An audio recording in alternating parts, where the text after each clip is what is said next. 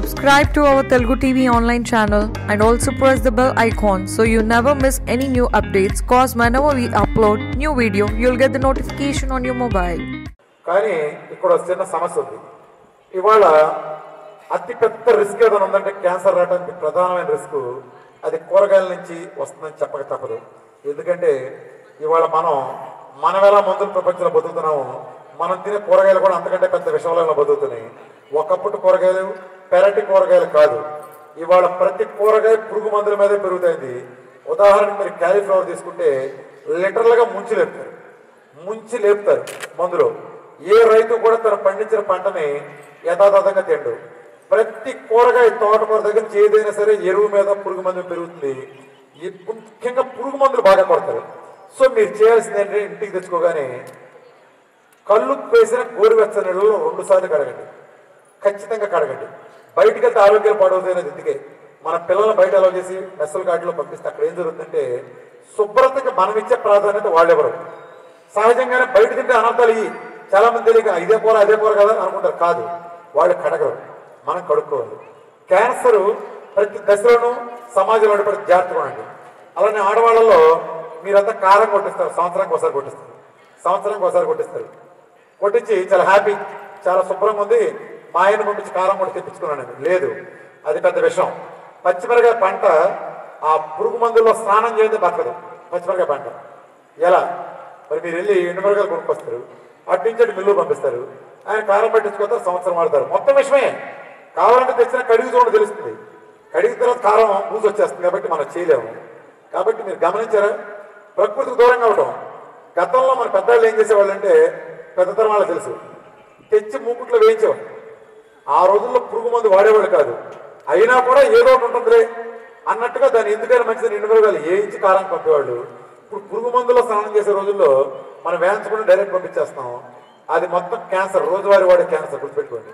ఇక నుంచి మీరు ఎండుమిరపకాయలు ఇంటికి తెప్పించుకుని ఇంటి దగ్గర 2 సార్లు వేయించి అప్పుడు పంపించండి ఆరిన తర్వాత కారానికి. ఇంకొక ముఖ్యమైన జాగ్రత్త మీరు తీసుకోవాల్సింది ఏంటంటే మనందరూ అంటున్నా ఉండడానికి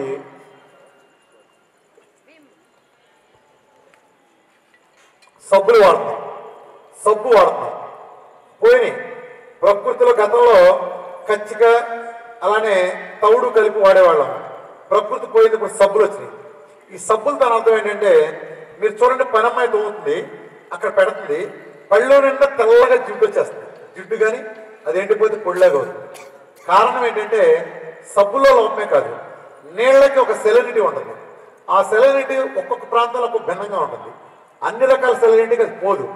ఆ జిడ్డు ఆ కెమికల్ విషయం అలా ఉండిపోతుంది. మన ప్రేమించే పిల్లలకి మనకి చిన్నపిల్లలకి దాంట్లో వంట చేసి పెడితే అది క్యాన్సర్ లాగా ఏమవుతుందండి. క్యాన్సర్కి ప్రధాన కారణభూతులు అదొకటి. మన పాత్రతో ఎదుర్కొంటే జాగ్రత్తగా ఉండండి. మీరు వీలైతే ప్రకృతి దగ్గరికి వెళ్ళిపోండి, ప్రకృతి అన్యాయం చేయదు. పాత పద్ధతికి వెళ్ళండి, కెమికల్స్తో జాగ్రత్త. ఇంకొక విషయంలో క్యాన్సర్ ఎలా వస్తుందంటే సమాజంలోకి ఇప్పుడు కొత్తగా షింక్ దగ్గరికి మన వాష్ బేసిన్ దగ్గరికి వెళ్తే సబ్బుడు పెడతారు నువ్వుతో కడుక్కుంటారు. మనం బిజీ మాస్టర్లు కాబట్టి ఏం చేస్తామంటే ఇలా నొక్కెళ్ళనేసి ఇలా తుడిసేసి వచ్చేస్తాం. పొరపాటు కూడా అలా చేయమాకండి, ఆ జిడ్డు వదలదు. మీరు చేయండి. సబ్బుతో కనుక మీరు దాంతో లిక్విడ్తో మీరు కడుక్కోదేస్తే 2 చేతులు పెట్టి కడుక్కున్నప్పుడే కడుక్కోండి. లేదంటే సబ్బుతో కడగద్దు, ట్యాప్ తెప్పండి అలా తుడుచుకొచ్చేయండి చాలు. లేదా ఒట్టి చేతితో తినపర్లా, కడుక్కుని ఊరిన పైపైన మాత్రం చూసుకుని రావద్దు. చాలా జాగ్రత్త పడండి. అట్లానే పిల్లలకి బట్టలు ఆరేస్తాం. మనం 5 సంవత్సరాల్లో పిల్లలు ఇంట్లో ఉన్న ఒకసారి చేయొద్దు. మీరు కొన్ని జాగ్రత్తలు తీసుకోవాలి. వాళ్ళ పిల్లలు మీరు బట్టలు సబ్బుతో గుంజి ఆరేస్తారు, తీగ మీద ఇలా వేస్తారు. బట్టలు ఇలా ఆరేస్తే ఈ కాలర్ కిందకు వస్తుంది. కాలర్ ఇట్లా వేసినప్పుడు కిందకు వస్తుంది కదా, నీరు స్లోగా డ్రాప్ దాంట్లో నుంచి పడుతుంది. ఈ కాలర్ నుంచి కిందకి వెళ్ళిపోతుంది. ఈ వెళ్ళేమవుతుందంటే ఇన్నాళ్ళు వచ్చిన సబ్బు అంతా ఇక్కడికి వచ్చి కాన్సన్ట్రేషన్ ఇక్కడ అవుతుంది, నీరంతా పడిపోతుంది. ఇక్కడికి ఈ సబ్బు కాన్సన్ట్రేషన్ ఈ మందంగా ఉండే ప్రాంతానికి వచ్చి ఆగుతుంది. అది ఒక రుచి వస్తుంది. పిల్లలు ఏం చేస్తారు తెలియక ఇలా పెట్టి తినేస్తారు రుచి కోసం. మా అబ్బాయి తింటలేదు అనుకోదు, వాళ్ళ ఖతర్నాకు పుట్టినాడు, అది ఎట్లా పెడతాడు, వాళ్ళ అమ్మరాగా తీసేస్తాడు, వాళ్ళ అమ్మగానే తోసేస్తాడు. అది ఎందుకంటే రుచిగా ఉంటుంది. పెద్ద పిల్లలు అలా చేయరు. కాబట్టి మీరు కుంకుడుగా రసంతో పొందండి, పిల్లల్ని నమ్మద్దు. చాలా ప్రమాదం, ఎన్ని కడుపులో చాలా విధ్వంసం సృష్టిస్తుంది. సో ప్రతి దశలోనూ ఇవాళ మీరు గమనించండి, క్యాన్సర్లు పొంచి ఉంటాయంటే ఇదివరకు లేని క్యాన్సర్ వాళ్ళు వస్తుందంటే కారణం మనమే కారణం. కాబట్టి జాగ్రత్త పడండి. సో కూరగాయలు కడిగి తినకపోతే చాలా ప్రమాదం జరుగుతుంది. కూరగాయలు ఎలా తినాలంటే ఏదైనా తినచ్చండి. ఏం తినాలంటే నేను ఇందాక చెప్పిన 11, 3 పాక్షికంగా, 8 పూర్తిగా తప్ప మిగిలిన అన్నీ తినచ్చు. దొండకాయ, బీరకాయ, సొరకాయ, కాకరకాయ, గుమ్మడికాయ, వంకాయ అన్నీ మీరు ఏ తీగజాతి మొక్క అయినా ఏదైనా క్యాలీఫ్లవర్, క్యాబేజీ, ఆకుకూరలో మొత్తం తినచ్చు. ఎలా తినచ్చు? సలాడ్ చేసి తినండి, సలాడ్ లాగా చేసి తినండి. కీరదోసకాయలు లాంటి పచ్చి అట్లాంటివి తినండి. లేదా నేను ఇందాక దుంపలు చెప్పాను, దుంపల్లో ముల్లంగి లేదు. ముల్లంగి లివర్కి చాలా మంచిది. మీరు ముల్లంగిని ధారాళంగా వాడచ్చు. అలానే నాటు చిక్కుడుగా చెప్పాను తప్ప గోరు చిక్కుడుగా వాడచ్చు. గోరు చిక్కుడుగా నో ప్రాబ్లం. కూరగాయలు మీరు అన్నీ తినచ్చు, అపరిమితంగా తినచ్చు. ఏదన్నా చీజ్ కానీ, పెప్పర్ కానీ, లేదా కారం కానీ ఇలాంటివి వేసుకుని సలాడ్ లాగా చేసుకోండి. లేకపోతే పాక్షికంగా ఉడకబెట్టుకుని తినండి. లేకపోతే చక్కగా ఉప్పు, కారం, మసాలాలు వేసుకుని చక్కగా కూర వండుకు తినండి. డైరెక్ట్ కూరలు మాత్రమే తినాలి. ఆకుకూరలు చేసుకోండి, పచ్చళ్ళు చేసుకోండి, మీ ఇష్టం ఏదైనా చేసుకోండి. రుచికి ఆంక్షలు లేవు. నేను ఇందా చెప్పిన 7 ఆయిల్స్తో మాత్రం వంట చేసుకోండి. కూరగాయలు చక్కగా తినండి, అలా తినండి. ఇంకా పన్నీర్. నాన్ వెజిటేరియన్ తినేవాళ్ళు, నాన్ వెజిటేరియన్ తినని వాళ్ళు, వెజిటేరియన్స్ తినేవాళ్ళు పూర్తిగా వాళ్ళ ప్రోటీన్ కోసం నమ్ముకోవాల్సిన ఒకే ఒక్క ఐటమ్ 100% ప్రోటీన్ ఉండేది పన్నీర్. రోజుకి మనిషికి 100 గ్రాములు దాటకుండా ఫ్రెష్గా దొరికే పన్నీర్ని వాడుకోవచ్చు. ప్రోటీన్ కోసం ముఖ్యంగా వెజిటేరియన్స్ దీన్ని వాడండి. పన్నీర్ కూరగా కానీ లేదా పాలక్ లాంటి వాటితో కలిపి కాంబినేషన్లో తీసుకోవచ్చు.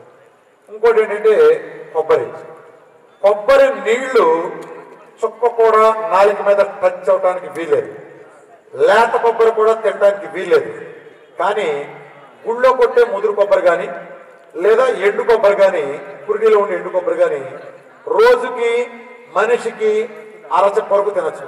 మొన్న ఆయన వెంటనేవాదం చేసి అడుగుతున్నాడు. ఆయన ఏంటి రామకృష్ణ గారు ఈయనేంటి అంటాడు, అదంట ఈయనంట కొబ్బరి నీళ్ళు తాగకూడదంట, లేత కొబ్బరి తాగకూడదంట, మామూలు కొబ్బరి తినకూడదంట చెప్తున్నాడు చూడని ఒక డాక్టర్ గారు ఆమె సెటైరికల్గా పోస్ట్ చేశాడు. అయ్యా డాక్టర్ గారు మీ సమాధానం చెప్తున్నా. ఆ సమాధానం ఏంటంటే ఇందులో పీచు పదార్థం కొబ్బరిలో బాగా ఉంటుంది, ఎండు కొబ్బరిలోనూ దాంట్లో బాగా ఉంటుంది. అందుకని నేను దాన్ని తీసుకోమంటా.